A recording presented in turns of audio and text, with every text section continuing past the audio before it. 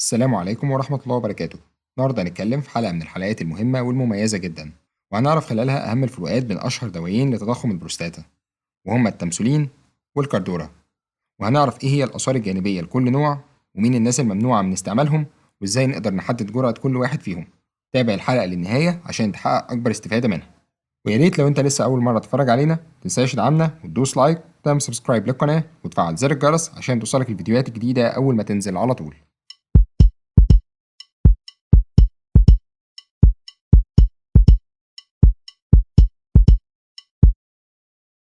هنبدأ الأول بالتمثولين كبسول، ودي بتحتوي على مادة واحدة اسمها تمثولوسين بتركيز 4 من 10 مللي جرام.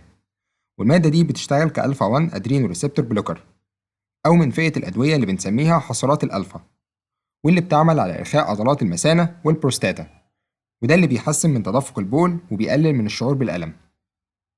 طيب يا دكتور، إيه هي دواعي استعمال التمثولين أو إيه هي استخداماته؟ أول حاجة بنستخدمه لعلاج تضخم البروستاتا الحميد عند الرجال. كمان بنستخدمه لعلاج صعوبة تدفق البول عند الرجالة. كمان بيشتغل على إرخاء عضلات المثانة والبروستاتا، وبالتالي هيقلل الألم المصاحب للتبول. وبرضه بيوصف لعلاج حصوات الكلى سواء للرجالة أو الستات. وكمان بيوصف لعلاج الفيميل فويدنج ديسفانكشن أو سلس البول عند السيدات، وده بيكون عبارة عن تساقط قطرات بول متكررة ومستمرة بسبب عدم إفراغ المثانة بالشكل الكامل. طيب يا دكتور، إيه هي الأعراض الجانبية للتمثولين أو إيه هي أضراره؟ أول حاجة ممكن يسبب نعاس وممكن تقعد نايم لفترات طويلة، شعور بالضعف وألم في الظهر، عدم وضوح في الرؤية، مشاكل في الجهاز الهضمي زي الإسهال، سيلان أو انسداد في الأنف، ألم أو ضغط في الوجه، علامات العدوى زي التهاب الحلق السعال والحمى. كمان ممكن يسبب مشاكل في القذف زي قلة السائل المنوي، وده بيكون في بعض الحالات. خلينا بقى نروح لموانع استعمال التمثولين أو مين الناس الممنوعة من استعماله. أول حاجة المصابين بحساسية مفرطة تجاه المادة الفعالة. كمان ممنوع على المرضى المصابين بخلل في وظائف الكلى والكبد. كمان ممنوع في حالة وجود أورثوستاتيك هايبوتنشن، وده شكل من أشكال انخفاض ضغط الدم واللي بيسبب دوخة لما تيجي تقف. كمان ممنوع على الناس اللي بيخضعوا لجراحة العين لعلاج إعتام العدسة أو علاج الجلوكوما. كمان ممنوع استعماله للأشخاص أقل من 18 سنة. وفي حالة الحمل والرضاعة فلازم استشارة الطبيب المعالج قبل الاستخدام. طيب يا دكتور، إيه هي جرعة التمثولين أو طريقة استعماله؟ الجرعة بتكون كبسولة مرة واحدة يوميا، وممكن تزيد بوصف الطبيب المعالج على حسب شدة الحالة. والتمثولين بيكون متوفر في الصيدليات بسعر 93 جنيه للعلبة الواحدة.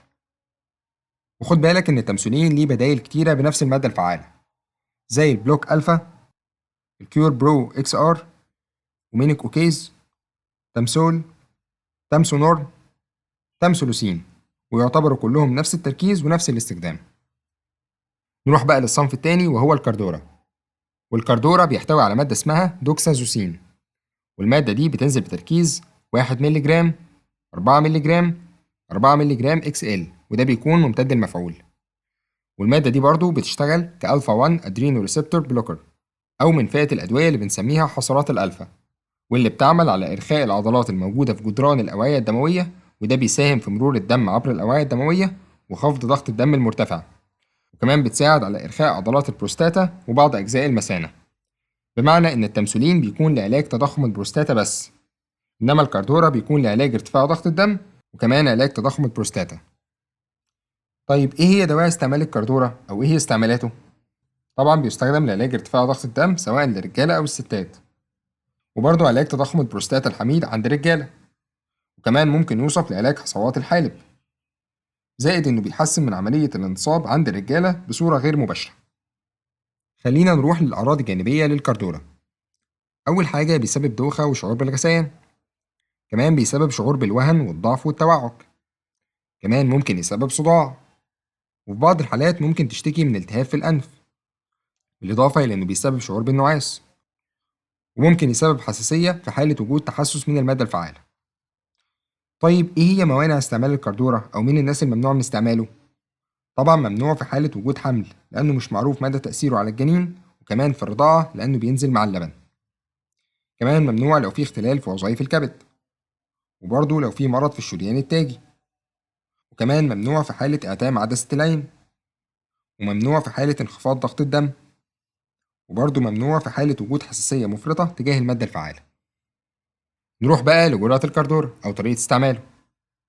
جرعة البداية بتكون قرص بتركيز 1 مللي جرام يوميا، وبعد كام أسبوع ممكن الدكتور يزود الجرعة ل 2 مللي جرام أو 4 مللي جرام يوميا على حسب الحالة. وأقصى جرعة ممكن تتاخد لعلاج تضخم البروستاتا هي 8 مللي جرام يوميا. أما أقصى جرعة في حالة ارتفاع ضغط الدم فبتكون 16 مللي جرام يوميا. بس طبعا الجرعات العالية بتكون بوصف الطبيب المعالج بس. وبالنسبة لأسعارهم فتركيز الواحد مللي جرام بيكون متوفر بسعر 36 جنيه للعلبة. أما تركيز 4 مللي جرام فبيكون متوفر بسعر 58 جنيه للعلبة. وال4 مللي جرام اكس ال بيكون سعره 194 جنيه للعلبة الواحدة.